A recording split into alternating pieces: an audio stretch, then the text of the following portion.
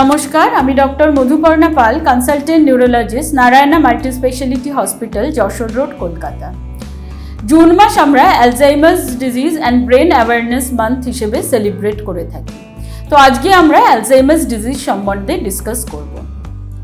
Alzheimer's disease কি না, সেটা একটা নিউরোলজিক্যাল প্রবলেম যেখানে পেশেন্টকে দেখা যায় যে সব জিনিস সে ভুলে যাচ্ছে, আর ভুলে যাওয়া এমন সিভিয়ার লেভেলে চলে যায় যে ডেইলি অ্যাক্টিভিটিসকে সেটা হ্যাম্পার করে। ইউজুয়ালি দেখা গেছে অ্যালজাইমার্স ডিজিজ 50-55 বছরের ঊর্ধ্বে পেশেন্টদের হচ্ছে, আর যত এজ বাড়ছে তত অ্যালজাইমার্স ডিজিজের প্রবণতাও বাড়ে। ইউজুয়ালি মেল আর ফিমেলদের মধ্যে ইকুয়াল প্রপোর্শনে অ্যালজাইমার্স ডিজিজ হতে দেখা গেছে। অ্যালজাইমার্স ডিজিজের সিমটমসকে যদি আমরা ডিভাইড করি, কিছু আর্লি সিমটমস, কিছু লেট সিমটমস। একদম আর্লি সিমটমস হলো যে পেশেন্টের রিসেন্ট মেমোরি ইম্পেয়ারমেন্ট হচ্ছে, তার মানে রিসেন্টলি সে যা কাজ করছে ভুলে যাচ্ছে। যেমন হয়তো সকালে খেয়ে ভুলে যাচ্ছে সে দুপুরে যে সকালে কি খেয়েছে, বা কোনো জিনিসপত্র রেখে ভুলে যাচ্ছে। ধীরে ধীরে এটা প্রোগ্রেস করতে করতে ক্যালকুলেশন ডিফিকাল্টি এসে যায়, যে সে পয়সার হিসেব হয়তো রাখতে পারছে না, কাউকে বেশি পয়সা কি কাউকে কম পয়সা দিয়ে যাচ্ছে। তারপরে দেখা গেছে যে এতে এক্সিকিউটিভ ডিসফাংশন হয়। এক্সিকিউটিভ ডিসফাংশন মানে কি, যে একটা কাজ করার জন্য যে প্ল্যানিং দরকার, যে চিন্তা করা দরকার আমরা কিভাবে কাজটা এক্সিকিউট করব, সেইটা সে ধীরে ধীরে হারিয়ে ফেলছে।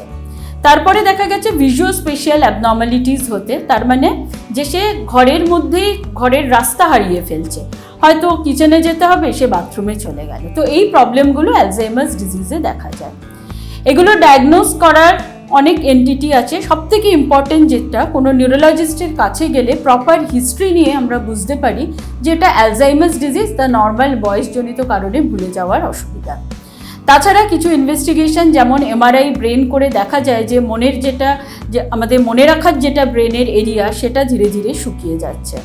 তো অ্যালজাইমার্স ডিজিজে এগুলো দেখা যায়। যদি প্রপার টাইমে আমরা অ্যালজাইমার্স ডিজিজ ডায়াগনোজ করতে পারি, তাহলে কিছু ওষুধ আছে সেগুলো এই ডিজিজের প্রোগ্রেশনটাকে কমিয়ে দেয়।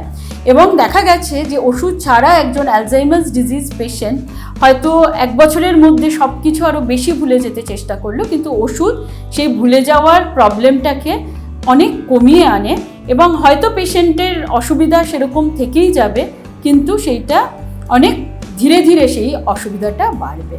তো আসুন আজ এই Alzheimer's disease and brain awareness মান্থে আমরা সকলে এরকম প্রতিজ্ঞাবদ্ধ হই যে আমাদের আশেপাশে যদি কেউ থাকে ভুলে যাওয়ার প্রবলেম নিয়ে, বা আমরা সেটাকে নর্মাল বয়সজনিত কারণ বলে যেন ইগনোর না করি, এবং নিউরোলজিস্টের কাছে যেন এই পেশেন্টগুলোকে তাড়াতাড়ি নিয়ে যাই। নমস্কার।